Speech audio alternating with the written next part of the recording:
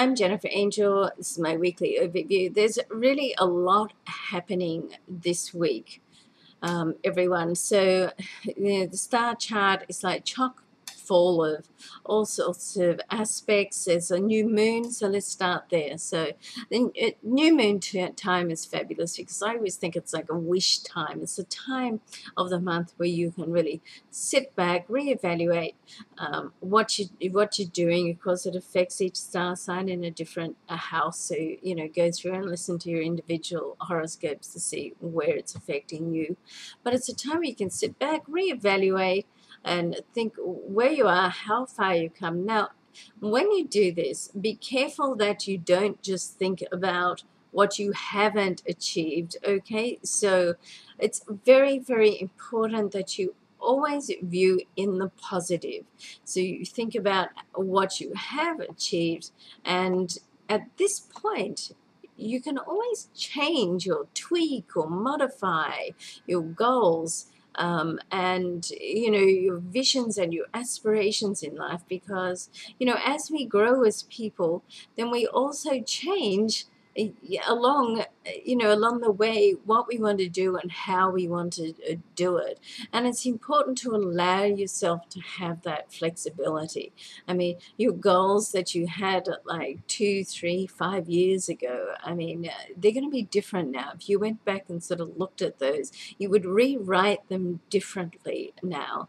And it's important that you allow yourself to that flexibility to continue to grow and to continue to change and grow with your value system as well. Okay, so I always say it's good to be a skeptic in life, because if you are a bit skeptical about things, then you have an inquiring mind, an questioning mind.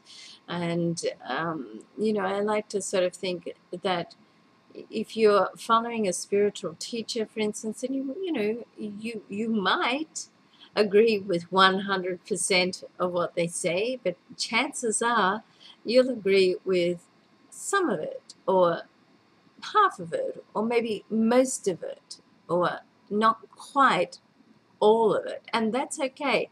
So you pick up out of it what feels right for you, question the rest, and that's what sends you on a quest to sort of gain more knowledge. Okay, so what's happening this week is that there are some sudden changes happening as well, because there is a square to do with Venus and Uranus, and there's also an opposition to do with Venus and Pluto. So above all, anything to do with Pluto, and Venus is to do with money and relationships, you want to keep everything totally above board.